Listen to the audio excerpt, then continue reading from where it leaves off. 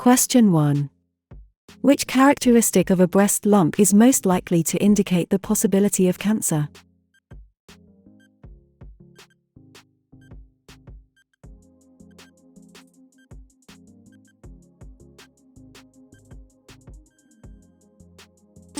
A. Immobile. According to breastcancer.org, lumps and NBSB are most likely to be and NBSB, cancerous and NBSB, if they and NBSB do and NBSB not cause pain and are hard, unevenly shaped, and immobile. Most malignant tumors first appear as single, hard lumps or thickenings. Commonly developing from the mammary glands or ducts, about 50% of malignant lumps generally appear in the upper, outer quadrant of the breast, extending into the armpit, where tissue is thicker than elsewhere. Over 80% of biopsied breast lumps are benign. Question 2. A clinician is providing education to a patient with a recent diagnosis of a transient ischemic attack, TIA. Which of the following statements by the patient would indicate that the patient understands the information?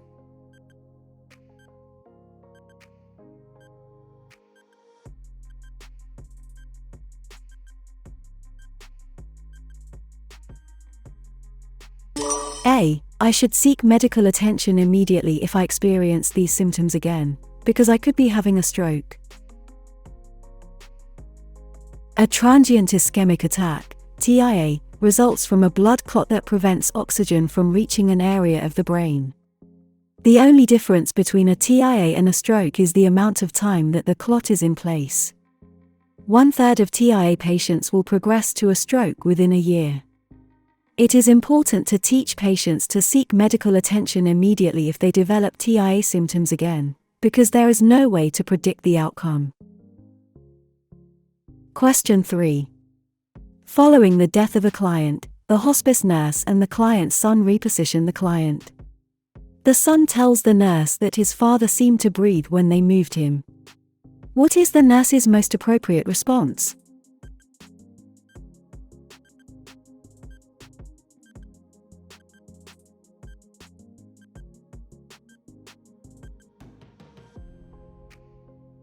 B. The sound you heard was trapped air escaping from his lungs. The nurse should provide the fact that trapped air was the reason for the sound. Do not dismiss the son's concern or oversimplify the explanation. Question 4. A new client's health record states that the client has terminal insomnia. The nurse understands this to mean that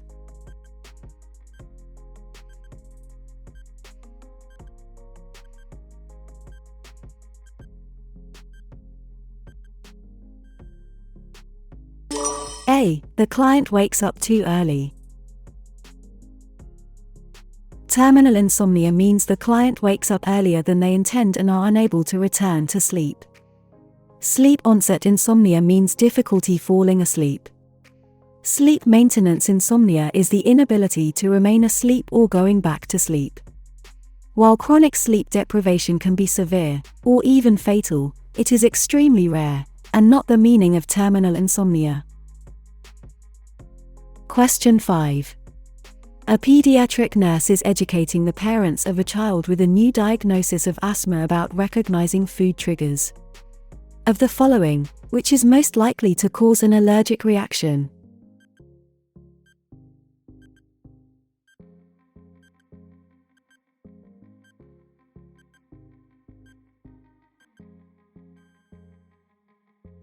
A. French fries. Food allergens commonly associated with allergic reactions in asthma include wheat, eggs, dairy products, citrus fruits, corn, tree nuts, and chocolate. Foods fried or cooked in omega-6 oils can trigger an allergic response. Food allergies can be dangerous for people with asthma. Bananas may actually help children breathe easier. Research shows a banana a day reduces asthmatic symptoms by 34%. Apple juice contains vitamin C and flavonoids, which support lung health and reduce allergy symptoms. Fatty fish, such as salmon, can reduce inflammation. Question 6. A nurse in the emergency department assesses a client for a possible fractured rib. Which of the following characteristics will support the suspected diagnosis?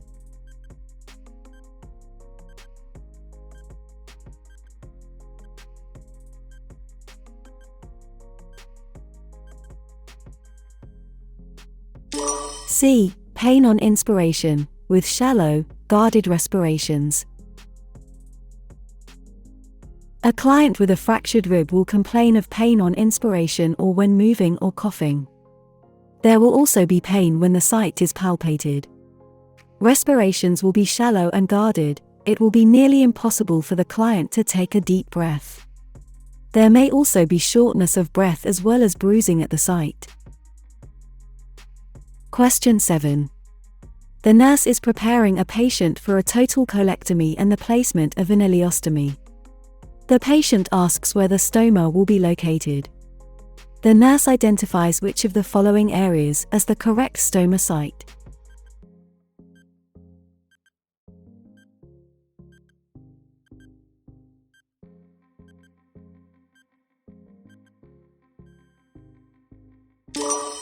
C. A total colectomy involves the removal of the large intestine. The gastrointestinal output will occur at the terminal end of the ileum. The stoma will be located in the lower right quadrant of the abdomen.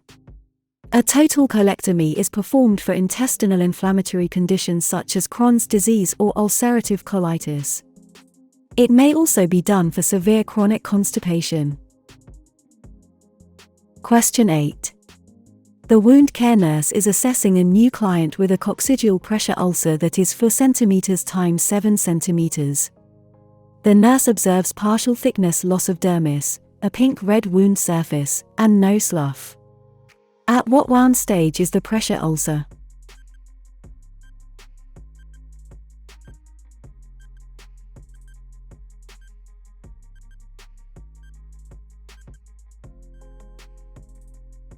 A. Stage 2. Wound staging. Stage I. Localized intact skin with non-blanchable redness. Stage 2. Partial thickness loss of dermis, pink-red wound surface, no slough. Stage 3. Full thickness loss of dermis, subcutaneous tissue exposed, slough. Stage 4. Full thickness loss of dermis with muscle, tendons, or bones exposed, slough or eschar may be present. Question 9. The nurse is starting a new job at a dialysis center. The nurse learns that one of the best ways to determine if hemodialysis, HD, is an effective therapy for a client with end-stage renal failure, ESRD, is to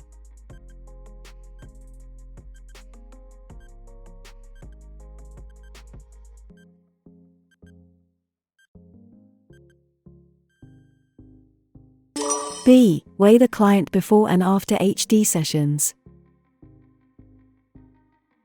Hemodialysis, HD, is a therapy to remove excess fluid volume and filter waste from the blood. One of the best ways to evaluate how effective HD is for a client is to measure weight and blood pressure before and after each session. The other options do not indicate how effective HD therapy is. Regular blood tests for electrolytes are important to ensure HD sessions maintain a proper balance. Recording intake and output is part of ESRD treatment. Depression is related to reduced quality of life for clients undergoing HD. Question 10. When admitting a client with cardiac tamponade, which finding will be consistent with the diagnosis?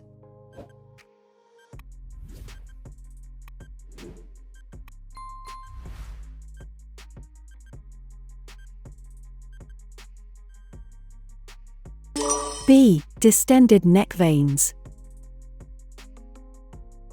Distended neck veins, due to rising venous pressures, are a hallmark sign of cardiac tamponade. Cardiac tamponade is usually the result of penetration of the pericardium, the thin, double-walled sac surrounding the heart. When blood or other bodily fluids enter the sac and compress your heart, blood return to the heart is severely restricted. Other signs include hypertension, anxiety, restlessness, tachycardia with muffled heart sounds, tachypnea, dyspnea, and chest pain that radiates to the neck, shoulders, and back. Question 11. A client with a diagnosis of cystic fibrosis receives postural draining several times a day. Which of the following actions will be most useful for the client?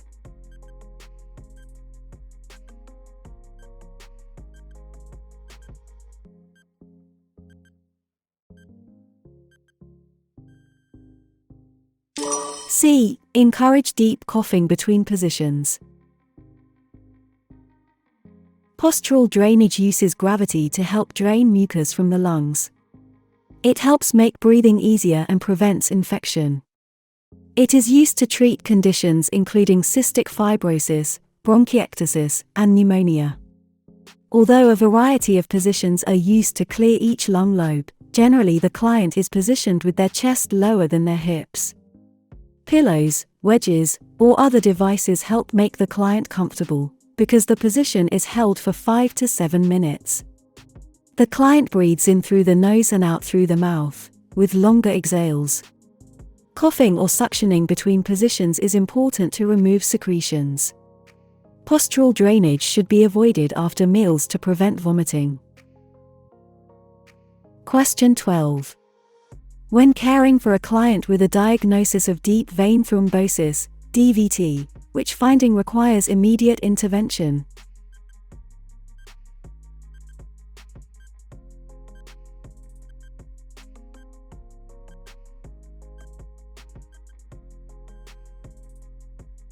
B. Respiratory rate of 34.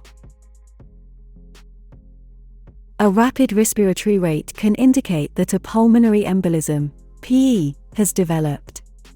Deep vein thrombosis, DVT, is a medical condition that occurs when a blood clot forms in a deep vein. These clots usually develop in the lower leg, thigh, or pelvis, but they can also occur in the arm.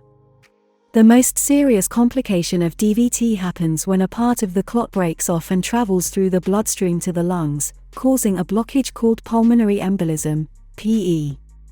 Symptoms of a PE include tachypnea, sudden shortness of breath, chest pain, dysrhythmia, lightheadedness or fainting, a feeling of anxiety, hypertension, and coughing or coughing up blood. Question 13. A patient who recently quit smoking asks a healthcare provider about the risks of developing lung cancer. Which of the following is the healthcare provider's best response?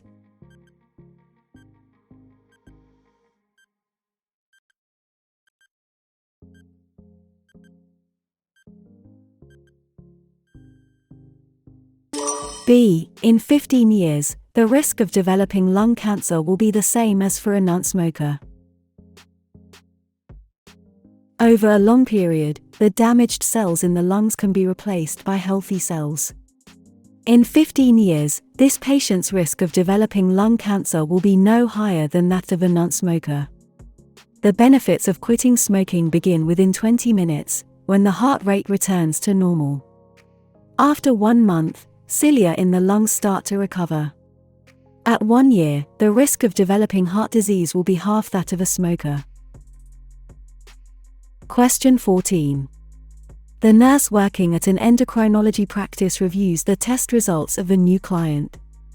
With decreased T3 and T4 levels, and an elevated TSH level, which of the following can the nurse expect to find during an initial assessment?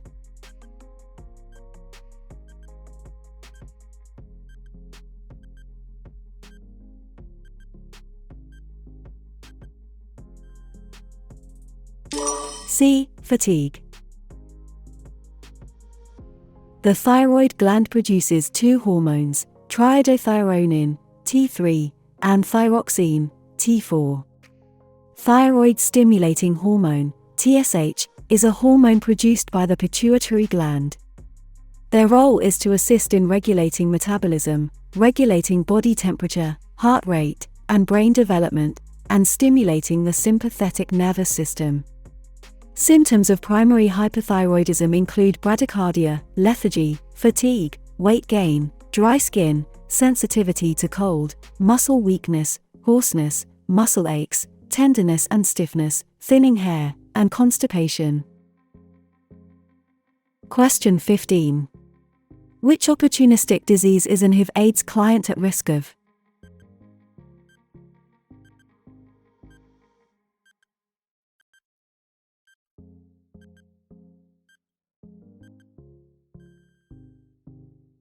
C. Kaposi's sarcoma. Kaposi's sarcoma is an opportunistic disease that occurs as a result of immunosuppression. Organ transplant patients can also be at risk. The other sarcomas do not have a known cause. Ewing's sarcoma is a type of bone cancer that is mostly diagnosed in teens and young adults. Synovial sarcoma begins in the cells around the joints and tendons, anywhere in the body. Fibroblastic sarcoma develops in the fibrous tissues, most commonly in the limbs, skin, and trunk of the body. Question 16. Which of these assessment findings should the healthcare provider expect to identify as an early clinical characteristic of multiple sclerosis, MS?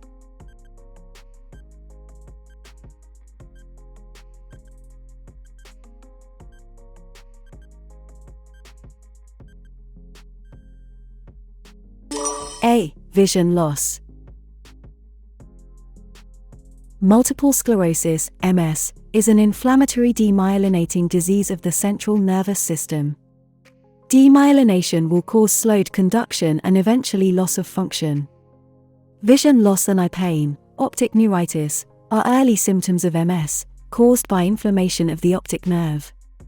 Dementia is uncommon and found only in severely affected patients.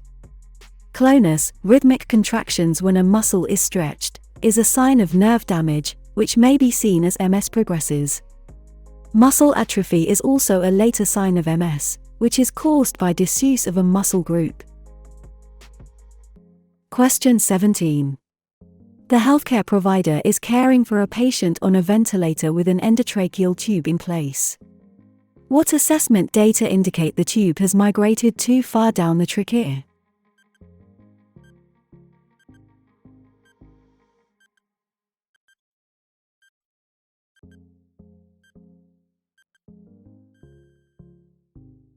C. Decreased breath sounds on the left side of the chest. If the endotracheal tube is inserted too far, it will often go into the right main stem bronchus. Then air will be delivered to the right lung but not the left. A low-pressure alarm indicates a disconnection or a leak in the circuit. A high-pressure alarm can mean an obstruction, such as a kink in the tubing or a need for suctioning. Question 18.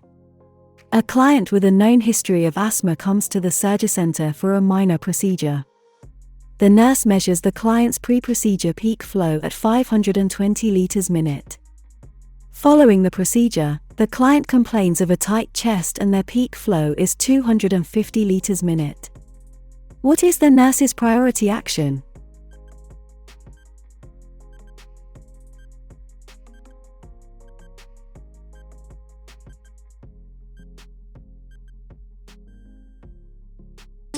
A. Administer a PRN dose of albuterol.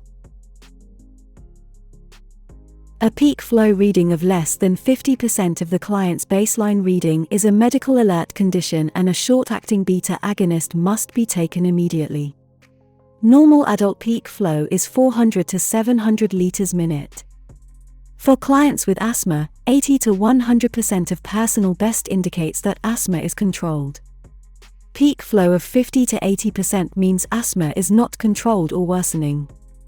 Less than 50% is a medical emergency. Notifying the HCP is important, but can be done after administering the PRN dose. O2 therapy will not help until the airway is no longer constricted. Returning in 15 minutes is inappropriate. Question 19. What is the safest method of changing a patient's tracheotomy ties?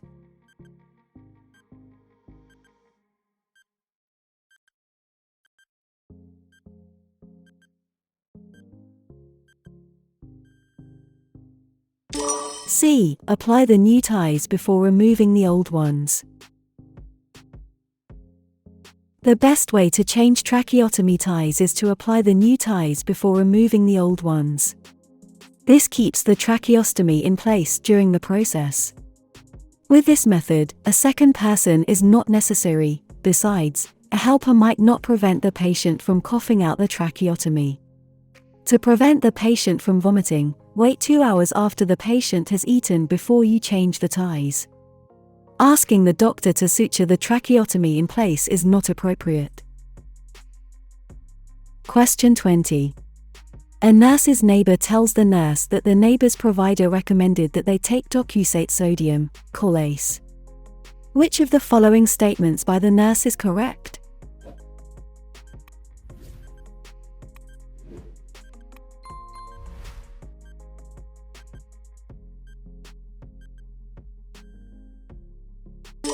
A. You'll have regular bowel movements. Docusate is an emollient laxative that is prescribed to treat occasional constipation. It works by increasing absorption of water by the feces, leading to a soft stool. It is an over-the-counter, OTC, medication. The nurse can also suggest that the neighbor increase fluid intake when using docusate. The other choices are incorrect. Question 21. For a patient in the late stages of chronic bronchitis, which of the following would indicate the patient has developed cor pulmonale?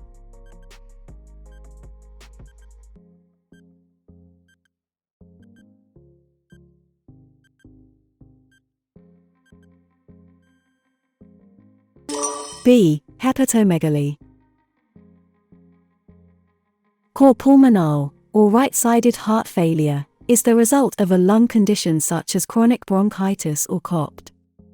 The diseased lungs deliver less oxygen to the right ventricle, putting a strain on the heart from pulmonary hypertension.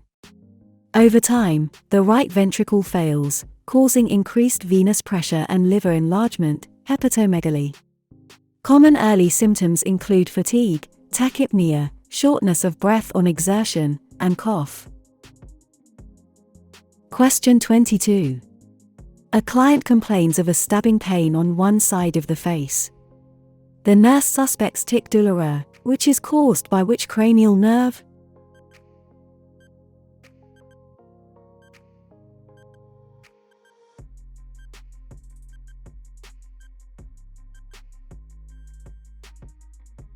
B. V.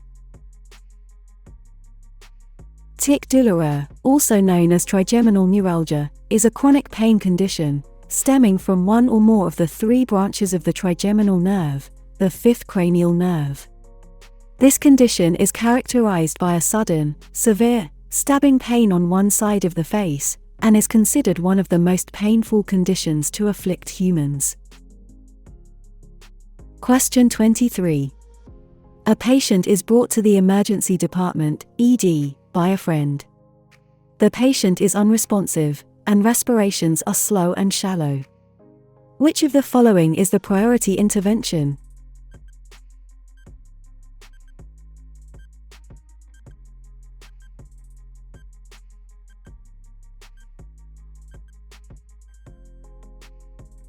A. Administer 100% oxygen per rebreather mask. Because the patient is showing signs of impaired respirations, the priority intervention is to administer oxygen and support respirations. Use the ABCs, airway, breathing, circulation, to determine the priority action. Asking more about the patient's history can then be done. Is the patient diabetic? Were drugs involved? Does the patient have a respiratory condition? Such information will be helpful in determining emergency treatment and directing the patient's continuing care. Naloxone is used to treat a narcotic overdose. Symptoms of an overdose include extreme drowsiness, bradypnea, and loss of consciousness. Question 24. Which of the following findings is consistent with a diagnosis of portal hypertension?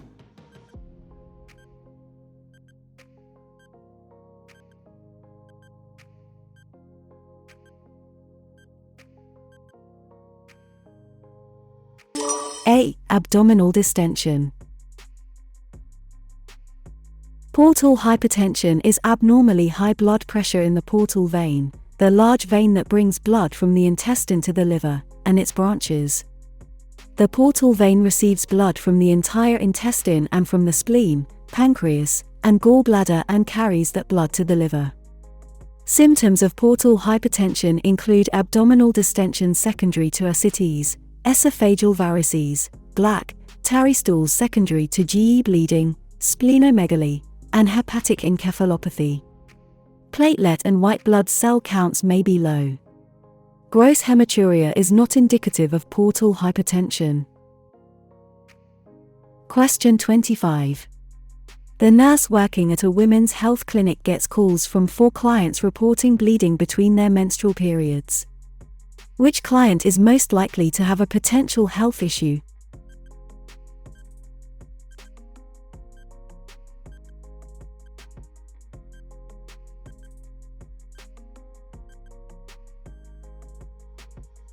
A. A client receiving estrogen-only hormone replacement therapy. Estrogen-only hormone replacement therapy, HRT, has been shown to increase the risk of endometrial, lining of the uterus, cancer.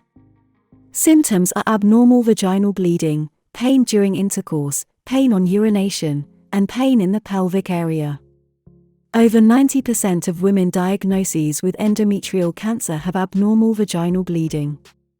Breakthrough bleeding when on oral contraceptives is usually not serious. Bleeding between periods is common for clients both at the beginning and the end of their reproductive years. Question 26. A 68-year-old male has a diagnosis of possible abdominal aortic aneurysm, AAA. When the nurse asks about signs and symptoms, which statement by the client would be most accurate?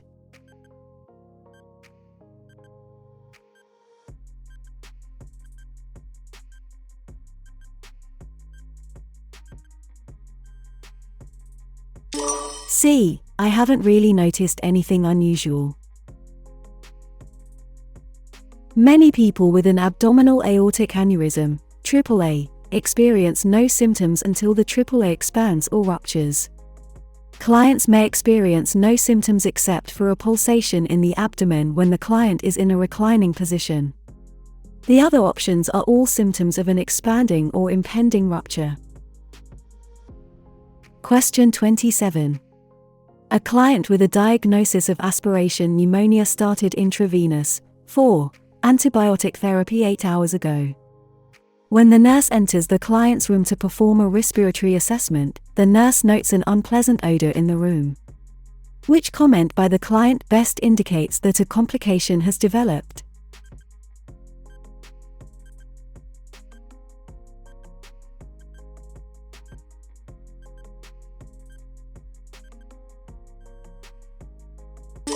B. I'm coughing up thick, brown sputum.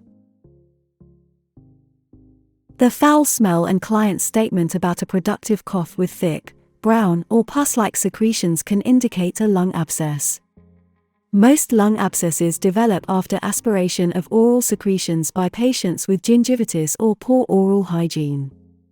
Typically, patients have altered consciousness as a result of alcohol intoxication, illicit drugs, anesthesia, sedatives, or opioids.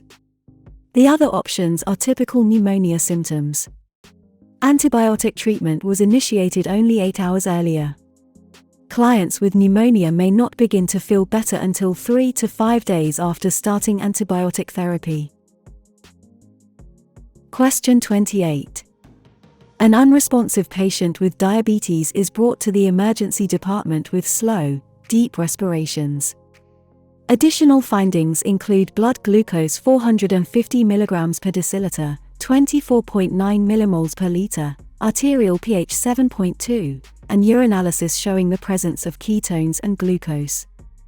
Which of the following statements best describes the underlying cause of this patient's presentation?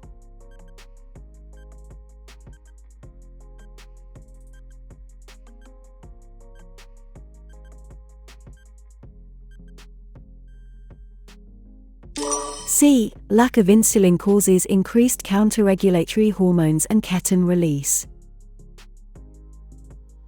This patient is suffering from diabetic ketoacidosis, DKA, caused by insulin deficiency, which prevents glucose from entering the cells. DKA is life-threatening and requires rapid intervention. Because the cells are not able to receive glucose, the body is breaking down fat and muscle for energy. The body releases counter-regulatory hormones and undergoes lipolysis in an effort to increase glucose, resulting in hyperglycemia, ketogenesis, and acidosis. Question 29.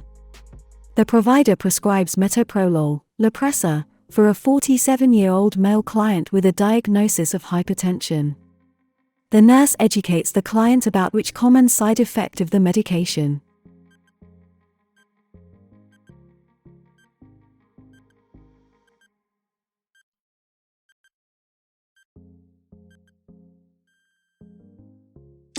C. Erectile dysfunction. Metoprolol is a beta-adrenergic blocking agent.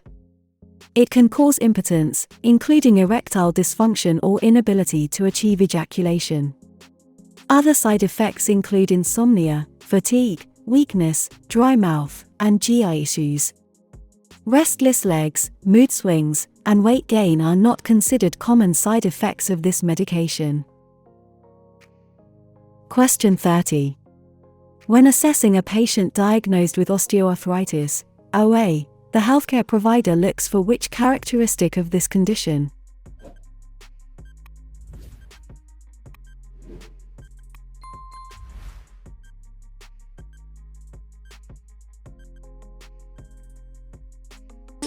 B. Joint crepitus.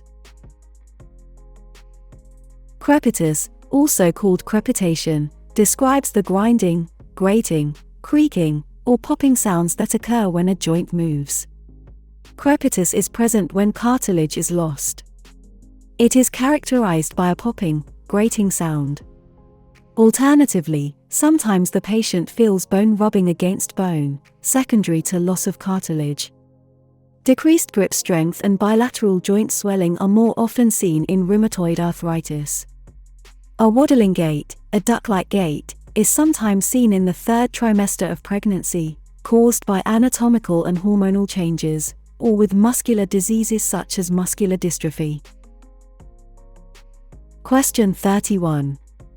After an argument with her mother, an adolescent female takes an overdose of Tylenol, acetaminophen. The healthcare provider knows to watch for complications in which organ?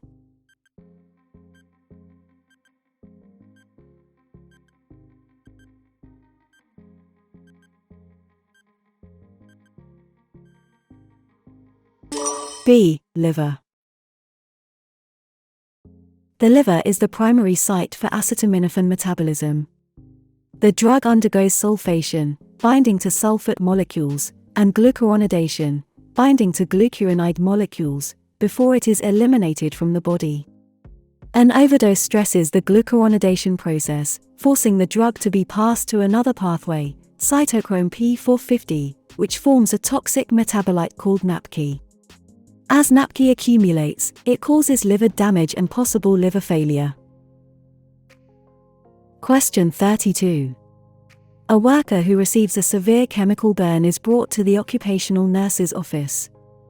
After the nurse directs someone to call 911, what is the priority action?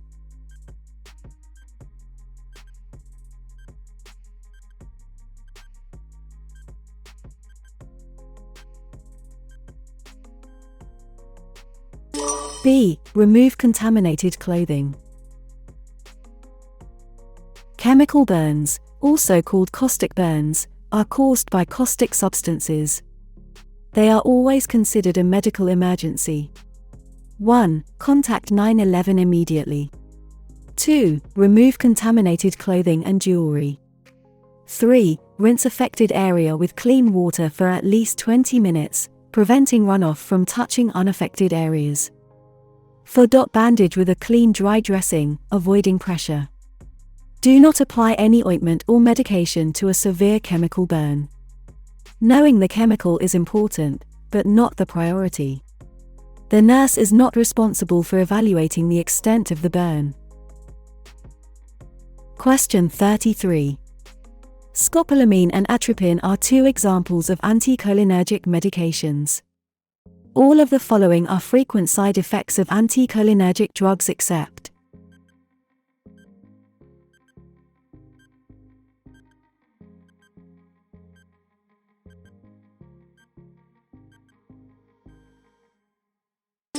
B. Pupil constriction. Anticholinergics are drugs that block the binding action of the neurotransmitter and NBSB, acetylcholine. They inhibit parasympathetic nerve impulses. Common side effects include dry mouth, urinary retention, blurred vision, constipation, dizziness, pupil dilation, and cognitive changes. Anticholinergic drugs include some antihistamines, tricyclic antidepressants, medications to control an overactive bladder, and drugs to relieve the symptoms of Parkinson's disease.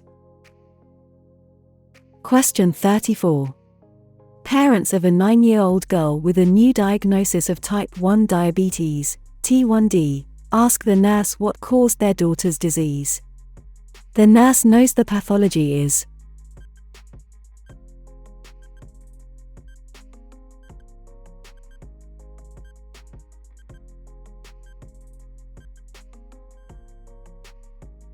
D. Pancreatic beta cell destruction. Insulin is produced by the beta cells in the pancreas. If the beta cells are destroyed, no insulin will be available. It must be provided by a source outside the body. The other choices are incorrect. Question 35. The nurse looks at this electrocardiogram strip and notes that the patient is not responsive or breathing. There is no pulse. Which initial action should the nurse prepare for?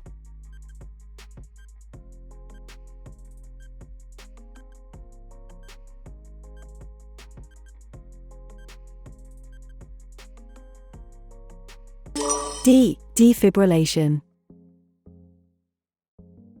Defibrillation is a component of VFib treatment. Cardioversion is used for atrial fibrillation, AFib. Aspiration is a potential complication of cardiac resuscitation. Intubation may be part of resuscitation, but it is not the initial action. Question 36. Which of the following pediatric clients is at the greatest risk to develop pediatric acute respiratory distress syndrome, PARDS?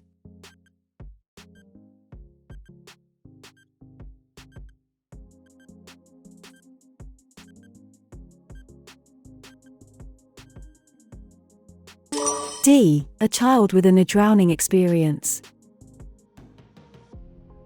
Pediatric acute respiratory distress syndrome, PARDS, occurs when fluid fills the lungs due to an infection or injury. Acute respiratory distress syndrome, ARDS, is a major complication caused by aspiration of water upon and NBSB, drowning, in which permeabilities of the and NBSB, lung and NBSB, alveolar and capillary walls increase, resulting in exudates in the alveoli that cause hypoxia unresponsive to oxygen therapy due to and NBSB, lung and NBSB, injury. While pneumonia can lead to ARDS, a temperature of 103.4 F does not provide enough information to determine if pneumonia is present. Congenital heart defects must be monitored, but this is not the condition most likely to cause ARDS. A leg fracture is a risk for pulmonary embolism, rarely associated with ARDS. Question 37. The nurse is educating a client with chronic kidney disease, CKD, about the need to restrict potassium in the client's diet. Which of the following statements by the client would indicate a need for further instruction?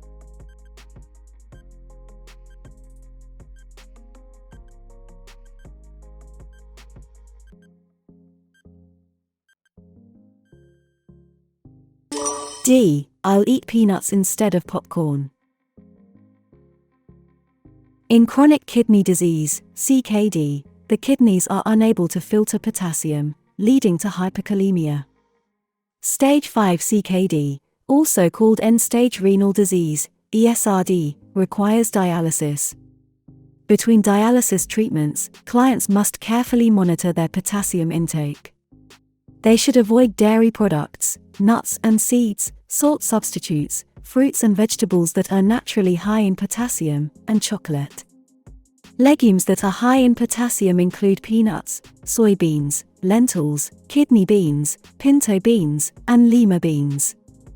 Unsalted popcorn is allowed. Question 38.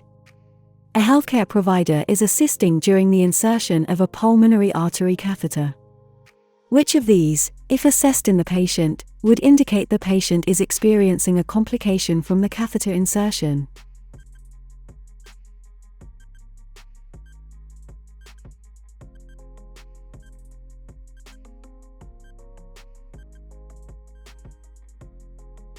D. Tracheal deviation from midline. Tracheal deviation from midline is associated with a tension pneumothorax, a potential complication associated with central line insertion. It is caused by a collection of air between the chest cavity and the lung. The inspiration phase is normally greater than expiration, but it may also be noted in pneumothorax. Vesicular breath sounds are a normal finding. Diaphragmatic excursion of 3 cm is a normal finding. Question 39. The nurse is preparing a client for a radical neck dissection. Which is the first question the nurse should ask the client?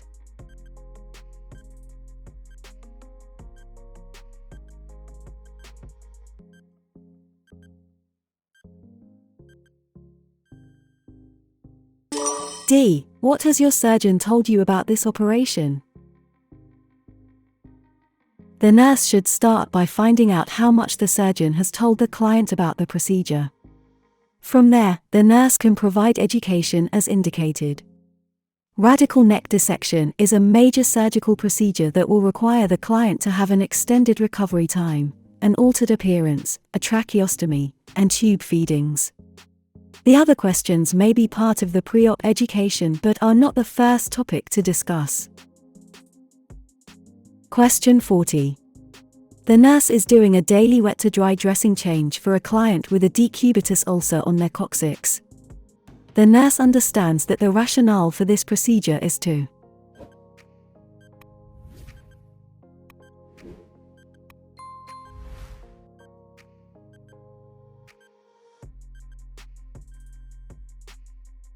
D. Allow dead tissue to adhere to the gauze for removal. A wet-to-dry dressing is used in NBSB to remove dead tissue from a wound. A piece of gauze is moistened with a cleansing solution. Then it's put on the wound and allowed to dry. After the dressing dries, the dead skin tissue sticks to the gauze and comes off the wound when the bandage is removed. Note: although wet-to-dry dressings are still a common procedure for decubitus wound care, experts now recommend other methods. Question 41. A patient diagnosed with ulcerative colitis is admitted to the medical unit. When a nurse is assessing the patient, which of these findings would be of the most concern?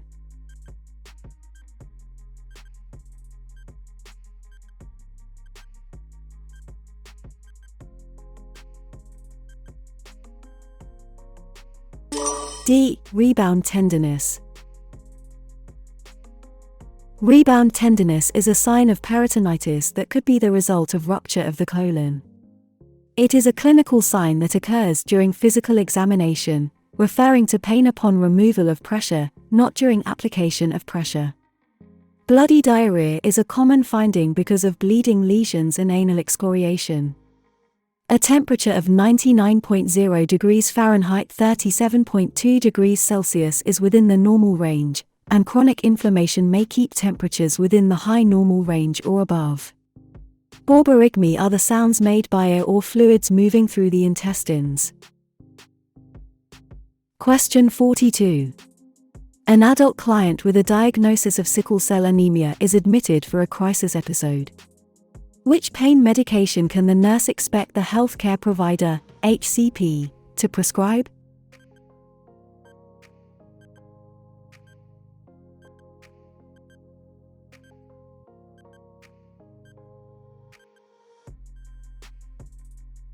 D. Hydromorphone. Sickle cell disease is the most common inherited blood disorder, affecting millions of people worldwide. A sickle cell crisis is considered an acute, severe exacerbation of the disease. During a crisis, individuals experience severe pain as the sickled cells accumulate in the blood vessels. During the crisis, the nurse will administer opioid pain medications. The intravenous route is the most effective means of delivery. Hydromorphone, Dilaudid, is a strong opioid agonist, indicated for moderate to severe pain. Morphine may also be prescribed. Diclofenac and ibuprofen are two NSAIDs often used to treat mild chronic pain. Acetaminophen, aspirin, and other NSAIDs such as naproxen are indicated for mild to moderate pain. Use of meperidine, Demerol, should be avoided to prevent accumulation of normeperidine, a toxic metabolite. Question 43. A pediatric nurse is caring for a 9-year-old girl with a diagnosis of medulloblastoma. Which of the following should the nurse report to the child's provider?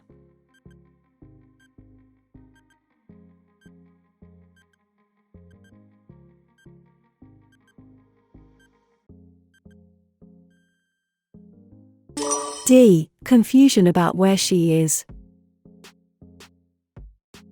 Confusion or a decrease in the level of consciousness is an early sign of increased intracranial pressure, ICP, and should be reported immediately. Vomiting can also occur with ICP, but it is not related to food. Concentrated urine is a sign of dehydration. A blood pressure of 108/71 mmHg is in the normal range for a 9-year-old. Medulloblastoma is rare but the most common cancerous brain tumor in children. Question 44.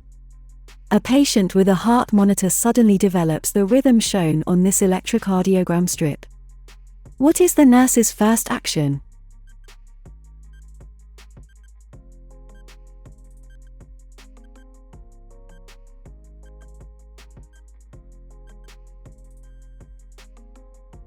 D. Call for help and begin CPR. Ventricular fibrillation, VFib, is the most serious cardiac rhythm disturbance. Blood and oxygen are unable to circulate. Rapid intervention is essential. Before initiating CPR, call for help so that someone can bring an automated external defibrillator, AED, or the code team can respond. Question 45. Which atrioventricular, AV, heart block is called Mobitz 2?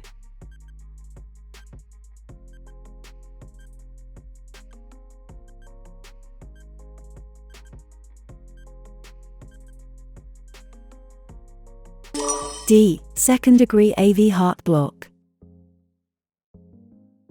Second-degree heart block type 2, which is also called Mobitz 2 or HAE, is a disease of the electrical conduction system of the heart. Second-degree AV block, type 2, is almost always a disease of the distal conduction system located in the ventricular portion of the myocardium. The rhythm can be identified by 1. Non-conducted P waves. Electrical impulse conducts through the AV node but complete conduction through the ventricles is blocked, thus no QRS. 2. P waves are not preceded by PR prolongation as with second-degree AV block type 1.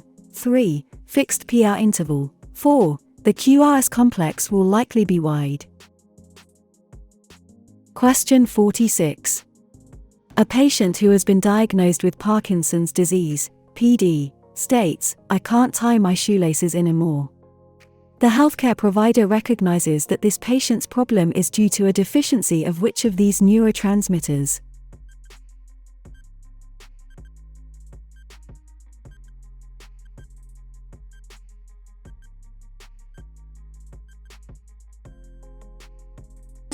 D. Dopamine. Parkinson's disease, PD, is a progressive neurodegenerative disease that affects the motor system. Dopamine helps the brain control movement and coordination. In patients with PD, neurons in the brain slowly stop producing dopamine, making it increasingly difficult to control muscles for movement, including the fine motor movement needed to tie one's shoelaces. Question 47. A male patient with a history of type 1 diabetes is 2 days post-op following cholecystectomy. He has complained of nausea and can't tolerate solid foods. The nurse finds the patient confused and shaky. Which of the following most likely explains the patient's symptoms?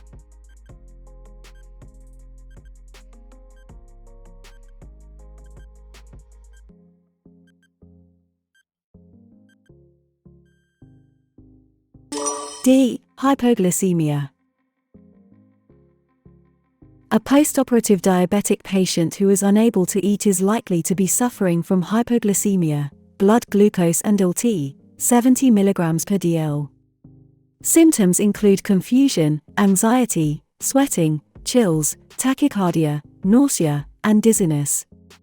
Respiratory acidosis is related to chronic conditions such as asthma, COPD, and neuromuscular disorders. Hyperglycemia and ketoacidosis do not cause confusion or shakiness.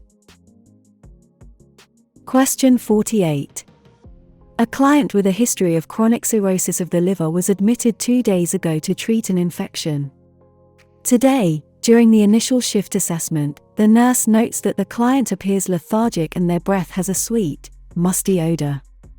Which assessment should the nurse perform next?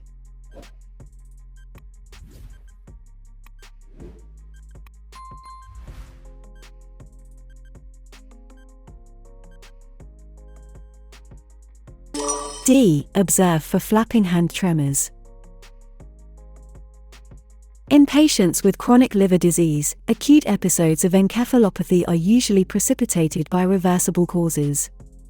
The most common are the following: metabolic stress, e.g., infection, electrolyte imbalance, especially hypokalemia, dehydration, use of diuretic drugs, and nonspecific cerebral depressants, e.g., alcohol, sedatives, analgesics. Symptoms usually do not become apparent until brain function is moderately impaired. A musty, sweet breath odor, theta hepaticus, can occur regardless of the stage of encephalopathy. Asterixis is a characteristic flapping tremor that is elicited when patients hold their arms outstretched with wrists dorsiflexed. Elevated bilirubin would cause jaundice. Vital signs are already part of an initial assessment.